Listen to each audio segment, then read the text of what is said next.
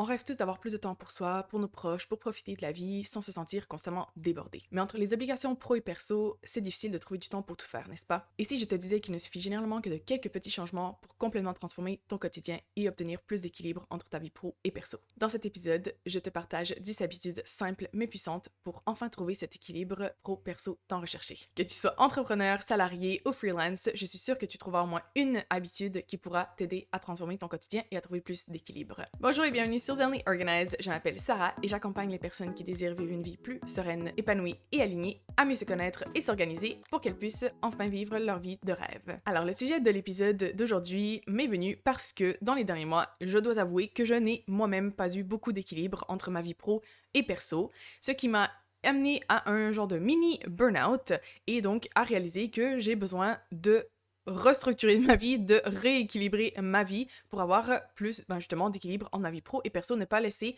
ma vie pro prendre le dessus sur tout le reste de ma vie. J'ai aussi pris des vacances dernièrement là en février et ça m'a aussi permis de réaliser que j'avais besoin justement de prendre ces vacances, que j'avais besoin par contre aussi dans mon quotidien d'avoir plus d'équilibre, d'avoir plus de légèreté et de ne pas me concentrer uniquement sur ma vie professionnelle mais aussi de prendre soin de ma vie personnelle. Donc, j'ai beaucoup réfléchi aux différentes stratégies que je pourrais adopter, que je pourrais mettre en place pour retrouver cet équilibre.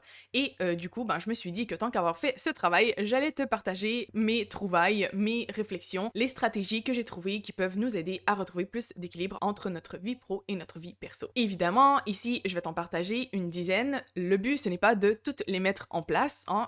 Je te conseille de choisir une ou deux de ces habitudes qui celles qui résonnent le plus avec toi et d'essayer de les mettre en place durant les prochaines semaines. Mais voilà, il faut que ce soit très clair. Je ne te dis pas qu'il faut mettre les 10 en place. Moi-même, je ne vais pas mettre les 10 en place. J'en ai choisi 2 ou 3 que je vais mettre en place dans les prochaines semaines. Et éventuellement, je verrai si j'implémente les autres. Mais voilà, moi, j'ai réfléchi, j'ai brainstormé et voilà les 10 que j'ai trouvés. Et donc, je me suis dit, j'allais te les partager. Comme ça, il y en a au moins une, je suis sûre, qui résonnera avec toi et qui pourra t'aider à trouver plus d'équilibre dans ta propre vie. Si cet épisode te plaît et t'aide, je t'invite à laisser un petit pouce vers le haut si tu es sur YouTube ou à laisser une note sur la plateforme d'écoute sur laquelle tu écoutes cet épisode. Ça permet au podcast de se faire connaître et ça me fait toujours plaisir de lire vos commentaires et vos avis sur le podcast. Alors, commençons avec la première astuce ou habitude que j'ai trouvée et c'est assez simple, hein. Je vais pas réinventer la roue aujourd'hui, hein. C'est pas des astuces incroyables dont personne n'a jamais entendu parler. Ce sont toutes des choses qu'on sait qu'il faut faire,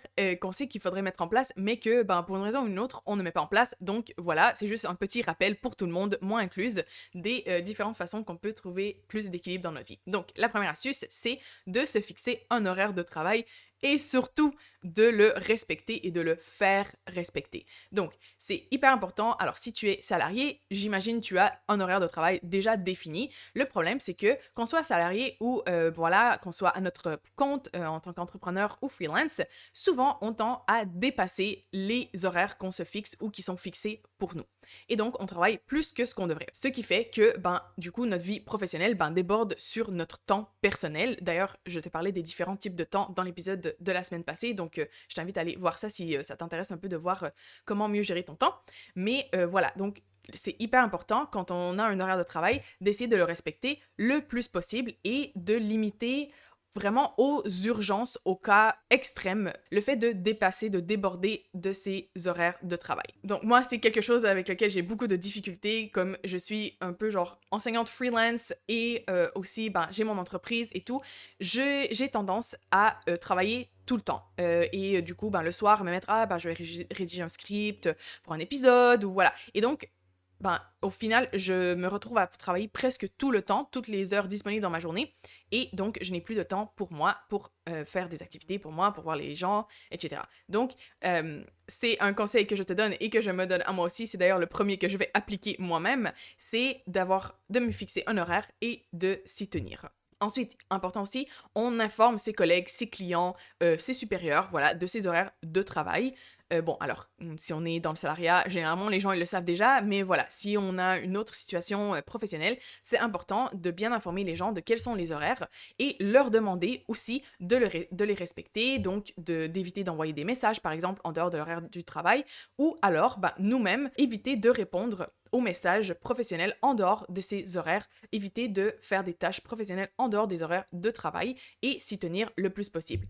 Moi, par exemple, quand je travaillais en entreprise, on avait un téléphone d'entreprise et en fait, je l'éteignais. Je sortais du bureau et je l'éteignais et je le rallumais seulement le lendemain matin quand je rentrais au bureau. Parce que, voilà, je considérais que mon horaire de travail, c'était celui-ci et en dehors, je n'avais pas à répondre aux messages. Donc, si tu as de la difficulté à éviter de répondre aux messages, par exemple, ou aller travailler, je t'invite, voilà, soit de prendre un téléphone séparé juste pour le pro, comme ça tu l'éteins et tu n'es pas tenté d'aller voir parce que c'est facile quand on a les notifications sur notre téléphone personnel avec toutes les applications professionnelles, on voit les notifications professionnelles, la curiosité, genre non mais qui m'écrit, qu'est-ce qu'ils veulent, etc. Donc ça l'emporte. Donc ça peut être une solution. Aussi, quand on finit son horaire de travail, je vais t'en parler, ça va être une autre... voilà, du coup, je déborde déjà sur la deuxième astuce qui est de fait de se créer une routine de fin de journée de travail. Mais donc, voilà, par exemple, on ferme tous les onglets, tous les programmes qui sont en lien avec le travail. Si on peut mettre en mute, en silencieux, les notifications, par exemple, des différentes applications de notre travail, on le fait. Donc, voilà, on essaie de faire une coupure entre son travail, son temps de travail et son temps personnel. Donc voilà, du coup, deuxième habitude dont je voulais te parler, c'est justement cette routine. Donc la routine, c'est pour se créer un genre de rituel qui marque la transition entre notre temps de travail et notre temps personnel, notre vie personnelle. Donc, comme je disais, ça peut être fermer les onglets, fermer tous les programmes, toutes les apps, voilà, qui sont en lien avec notre vie professionnelle. Ça peut être planifier la journée du lendemain déjà, avant de partir, comme ça on se vide le cerveau par rapport à sa vie professionnelle et on peut aller dans son temps personnel, dans sa vie personnelle, avec l'esprit léger sans plus avoir de pensée par rapport au travail. Donc ça, moi j'aime beaucoup faire ça aussi, planifier ma journée la veille, comme ça je peux ne plus y penser et le lendemain matin, du coup si j'arrive et je sais déjà ce que je dois faire, ça a déjà été décidé, je perds pas de temps à le décider. Ensuite, on peut aussi faire un genre, quelque chose pour marquer vraiment la différence. Si par exemple tu peux marcher à ton travail, prendre ce temps de marche pour te vider l'esprit, ne plus penser à ton travail, voilà, peut-être si tu prends les transports en commun, lire ou écouter un podcast ou écouter de la musique, quelque chose qui te permet, voilà, de complètement déconnecter du travail. Ça peut être prendre quelques minutes pour méditer, voilà. Faire une petite activité, juste quelques minutes, qui te permet de faire cette transition entre ton temps professionnel et ton temps personnel, ta vie personnelle. Comme ça, ton cerveau aussi va savoir, ok, à partir de ce moment-là, je ne suis plus en mode travail, je suis en mode vie personnelle et ça va être plus facile du coup d'être à fond dans ta vie personnelle et ne plus penser au travail de cette façon. Troisième astuce, c'est de planifier des fins de semaine complètement off, au moins une par mois. Alors ça, c'est nécessaire si tu es comme moi et que tu es une workaholic. Bonjour, je m'appelle Sarah et je suis workaholic, je confesse.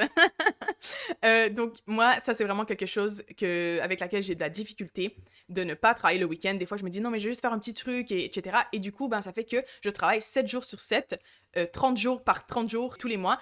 Et du coup, ça fait que je peux être des mois sans avoir une vraie pause, une vraie déconnexion. Donc si c'est aussi ton cas, je t'encourage en début de mois à t'asseoir et planifier déjà quelle est la fin de semaine ou les fins de semaine où tu ne t'autoriseras pas à travailler et tu les bloques. Et vraiment, là, il faut que toute ton organisation fasse en sorte que tu n'auras pas à travailler ces week-ends. Donc ça, c'est hyper important. On a tous besoin de vraies pauses pour recharger nos batteries. Donc si tu as de la difficulté avec ça, voilà, tu te poses, tu bloques tes week-ends et tu t'y tiens sans aucune excuse. Un peu dans la même veine, quatrième astuce, c'est le fait de planifier ses vacances à l'avance. Généralement, si tu travailles dans une compagnie, si tu es salarié, soit tu as des vacances déjà prédéterminées, par exemple si tu travailles dans des écoles ou des trucs comme ça, les vacances c'est toujours les mêmes, ou voilà, si tu travailles en entreprise, généralement tu dois déjà planifier tes vacances sur l'année, en début d'année, ou voilà, tu as déjà une bonne idée. Mais si tu es freelance ou entrepreneur, par exemple, eh bien là, souvent, on a tendance à éviter de planifier nos vacances et à se dire,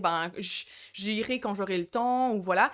Et ça fait en sorte que, encore une fois, je confesse, c'est ce qui m'arrive souvent, on ne prend pas de vacances au final. Donc, là, moi, par exemple, je vais me poser et plus ou moins déterminer quand est-ce que je vais prendre des vacances cette année. Ça n'a pas besoin d'être coulé dans le roc, tu vois, ça peut changer une semaine ou deux, ça n'a pas besoin d'être exactement, ok, du 16 au 23 juin, tu vois, les dates précises, mais au moins savoir, ok, en juin, je me prends une semaine de vacances, si aussi, comme on dit en espagnol, qui veut dire genre oui, oui, on le fait. Donc voilà, on le bloque d'avance parce que ça va nous permettre en fait de planifier et d'organiser notre travail en amont pour ne pas avoir à travailler durant ces vacances. En sachant que, ben voilà, telle semaine, ben en juin, une semaine, je ne travaillerai pas, eh bien ça veut dire que je dois en amont planifier, par exemple, pour moi, le podcast qui devra sortir, il devra être prêt à l'avance, la newsletter, si j'ai des clients, voilà, déjà les aviser que cette semaine-là, je ne serai pas disponible, etc. Donc ça permet d'organiser en amont et du coup de pas arriver et d'être en mode ah j'avais pas prévu cette semaine et du coup il faut que j'apporte mon ordinateur, il faut quand même que je me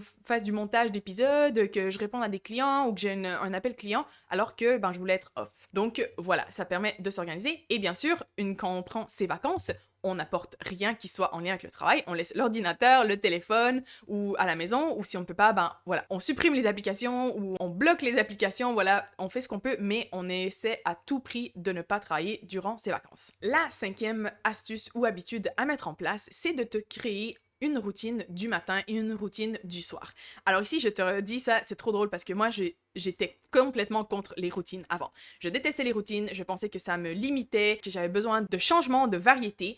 Et en fait, depuis que j'ai mis en place des routines, maintenant, je ne peux plus vivre sans mes routines. Donc c'est vraiment très drôle ce changement qui s'est opéré, mais je te jure, c'est fou à quel point maintenant, je me sens tellement plus ancrée et surtout, c'est pour ça que je te conseille de mettre en place ces routines, c'est qu'en fait, ça me permet de m'assurer d'avoir du temps pour moi tous les jours. Parce que je sais que le matin, j'ai 1 heure, 1 heure et demie pour faire des choses pour moi et le soir, une autre demi-heure pour faire des choses pour moi, des activités qui me plaisent, qui me font du bien et du coup, voilà, d'avoir ce temps pour moi, quoi qu'il arrive dans ma journée. Du coup, moi, ce que je te suggère dans ces routines, c'est vraiment d'intégrer des activités, des habitudes qui te plaisent et qui te permettent de bien démarrer ou terminer la journée. Donc, par exemple, ça peut être de l'exercice physique, de la méditation, du journaling, si tu aimes peindre, par exemple, ou écrire des poèmes, voilà, tu vois, genre exprimer ta créativité d'une façon X ou Y, tu le fais. Ça peut être de passer du temps de qualité avec tes proches, donc par exemple, prendre le petit déjeuner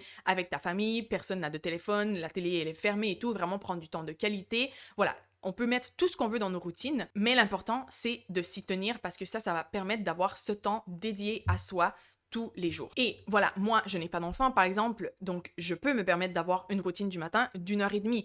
Si tu as une famille où tu n'as pas autant de temps à dédier à tes routines du matin ou du soir, elles n'ont pas besoin d'être d'une demi-heure, 1 heure, 1 heure et demie, 2 heures les routines. Ça peut être 5 minutes, par exemple, juste prendre le temps de t'étirer le matin.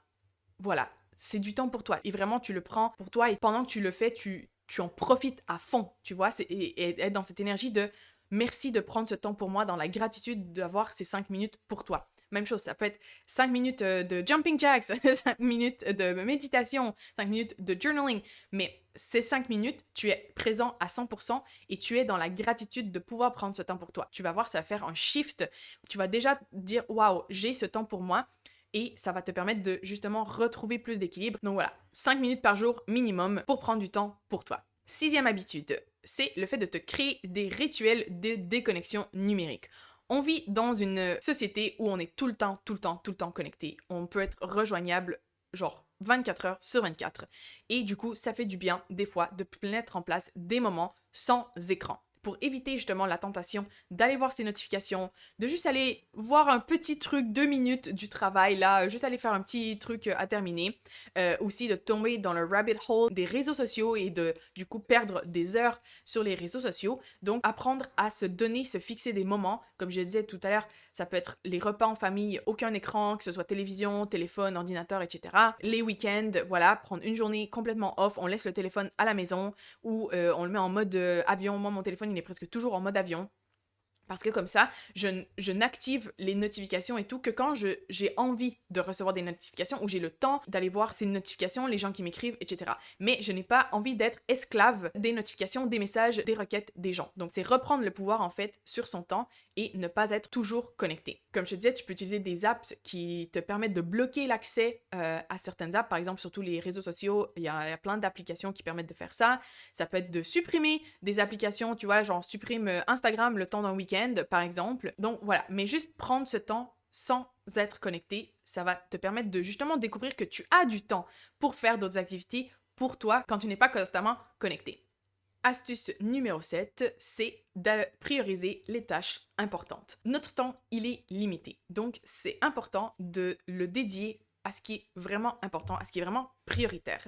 Parce que sinon, on se laisse déborder par tout plein de petites choses qui au final ne sont pas utiles, ne sont pas nécessaires, ne sont pas importantes, ne sont pas prioritaires, mais par contre qui occupent énormément de temps. Donc hyper important, on apprend à déterminer ses priorités, les tâches qui ont le plus d'importance pour se concentrer sur ce qui a le plus d'impact et du coup se libérer du temps par la même occasion pour avoir plus d'équilibre et d'avoir plus de temps pour sa vie perso. Alors comment est-ce qu'on fait ça? Je t'ai fait 2 épisodes là-dessus il y a quelques mois, donc je vais te les mettre en lien juste ici si tu es sur YouTube ou dans la description de l'épisode si tu écoutes le podcast. Mais voilà, dans ces épisodes, je te partage des outils pratiques qui vont t'aider à clarifier tes priorités, les tâches prioritaires. Et voilà, tout simplement, juste dans ton quotidien, te demander est-ce que cette tâche, elle est vraiment nécessaire? Est-ce qu'elle est vraiment prioritaire? Et si ce n'est pas le cas, ne pas les faire, les déléguer.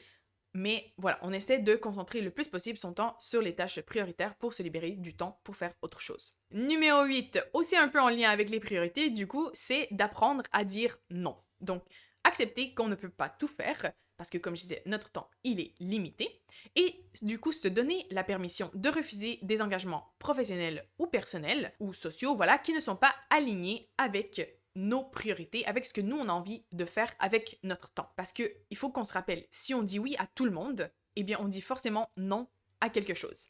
Et ce quelque chose, c'est nous-mêmes. Ok? Donc si tu dis oui à tout le monde, en fait tu te dis non à toi. Donc si tu veux avoir plus d'équilibre dans ta vie entre ton pro et ton perso et avoir plus de temps pour toi, eh bien, il faut que tu apprennes à dire non à certaines choses pour te dire oui à toi. Alors, c'est hyper important, du coup, de se reconnecter à ses priorités, de savoir exactement qu'est-ce qui est prioritaire pour nous, qu'est-ce qu'on a envie de faire, ok? Et accepter que c'est ok de dire non aux gens quand les choses ne sont pas alignées pour nous, qu'elles ne sont pas des choses qu'on a envie de faire. Bien sûr, c'est toujours dans la manière de l'exprimer, hein, mais si on exprime clairement pourquoi on n'a pas envie de faire quelque chose, généralement, les gens ils acceptent parce que tu as exprimé tes limites, tu as exprimé tes besoins, et donc si tu les exprimes de manière claire, respectueuse, généralement les gens ils acceptent. On a peur de dire non parce qu'on a peur que les gens réagissent mal, mais généralement on apprend, plus on le fait, que les gens réagissent généralement pas du tout comme on s'y attendait. Du coup, l'avant-dernière habitude ou astuce que j'ai pour toi, c'est de planifier des moments de qualité avec tes proches. Parce que voilà, des fois on se perd dans notre vie professionnelle, on oublie de prendre du temps pour soi bien sûr, mais aussi pour les personnes qui nous sont chères. Et du coup, on se retrouve souvent à devoir choisir, alors que si on a déjà des moments pré-bookés, prédéterminés à passer avec nos proches, eh bien, ça devient comme un rendez-vous professionnel en fait. On le bloque dans notre agenda et on lui donne autant d'importance qu'un rendez-vous professionnel, parce que c'est important aussi pour être équilibré, pour avoir une vie épanouie, d'avoir du temps avec ses proches. Donc, ce qui peut être utile, c'est de bloquer un créneau constant, tu vois, avec ta famille, tes amis, ton partenaire ou ta partenaire. Et comme ça, tu sais, par exemple, tous les mercredis soirs, c'est date night avec ton ou ta partenaire. Donc du coup, les mercredis soirs, ils sont sacrés, c'est pour passer du temps avec ton ou ta partenaire. Ça peut arriver des fois qu'il y a quelque chose d'autre qui tombe justement un mercredi et tout, mais du coup, on ne supprime pas ce créneau, on le déplace parce que c'est hyper important, ces créneaux, on ne les supprime pas, sauf urgence capitale. Mais voilà, ça peut être avec les amis, parce que par exemple, c'est difficile avec les amis, quand surtout les gens commencent à avoir des familles, etc., d'avoir des moments ensemble. Eh bien, bloquez-vous, par exemple, tous les premiers dimanches du mois, c'est brunch. Vous faites un brunch ou voilà, vous faites une activité, je sais pas, mais vous savez du coup que les premiers dimanches du mois sont dédiés à ça. Donc comme ça devient un rendez-vous. Et tout le monde le sait, donc c'est plus facile pour tout le monde de s'organiser et être libre à ce moment-là. Et du coup, ça permet d'avoir des contacts réguliers avec ses proches. Et la dernière habitude que j'ai pour toi, c'est de faire un bilan régulier de ton équilibre. Alors, tu sais, moi, je suis une fan des bilans périodiques. J'ai fait déjà un épisode là-dessus, donc je vais te le mettre en lien ici ou dans la description de l'épisode. Mais voilà, moi, je pense que c'est important de faire des bilans réguliers pour voir comment on progresse, si on est... Tu vois, c'est juste... On appelle ça bilan, mais c'est juste introspection, prendre du temps pour voir, ok, est-ce que je suis alignée avec la façon dont je mène ma vie? Est-ce que ça fonctionne? Est-ce que j'ai de l'équilibre? Du coup, durant ces bilans, tu peux te poser des questions comme, est-ce que je me sens bien avec mon rythme actuel? Est-ce que j'ai trop travaillé cette semaine, par exemple? Ou est-ce que, voilà, j'ai eu assez de temps pour moi, assez de temps pour passer avec mes proches? Qu'est-ce qui pourrait être amélioré dans mes routines quotidiennes pour avoir un meilleur équilibre? Tu vois? Donc voilà, ces questions, ça va te permettre d'ajuster au fil du temps, de voir qu'est-ce qui fonctionne pas. et éventuellement trouver ton équilibre. Après, l'équilibre, c'est pas un truc qu'on trouve une fois et qui est acquis ad vitam aeternam. Généralement, il faut toujours réajuster. Donc, c'est pour ça que moi, je pense que les bilans réguliers sont hyper importants parce que ça permet d'ajuster le tir constamment. Parce que la vie change, nos circonstances changent, évoluent constamment. Donc, le fait de faire ces bilans réguliers, ça permet justement d'adapter notre vie, d'adapter nos changements de notre quotidien avec notre vie et de toujours, du coup, s'assurer qu'on est sur la bonne voie. Donc voilà, j'espère que ces idées pourront t'inspirer à faire des changements dans ta vie pour avoir un meilleur équilibre pro-perso. Comme je te disais, tu n'as pas besoin de mettre en place ces 10 habitudes in one shot, d'une seule fois. C'est choisis-en une, maximum deux, ok, à mettre en place et commence par ça pour voir comment ça va. Fais des ajustements. Commence avec l'habitude la plus simple pour toi à mettre en place, la plus facile à mettre en place dans ta vie actuelle. Et ensuite, là-dessus, tu pourras construire là-dessus pour toujours peaufiner et améliorer ton équilibre. Moi, personnellement, je vais commencer par me bloquer au moins un week-end par mois de vraies vacances. Et aussi, je vais planifier mes vacances sur l'année pour savoir déjà quand est-ce que je pars en vacances et éviter de ne pas prendre de vacances comme j'ai fait durant les derniers 6 mois. Donc voilà, si tu as envie, viens me dire en commentaire laquelle ou lesquelles de ces habitudes tu vas mettre en place. Comme ça te donne déjà un petit peu de accountability pour la mettre en place et mettre en place déjà des actions concrètes pour avoir une vie plus équilibrée. Donc voilà, merci d'avoir écouté cet épisode. S'il t'a plu, n'oublie pas de t'abonner au podcast. Et moi, je te retrouve dans un prochain épisode la semaine prochaine. Ciao!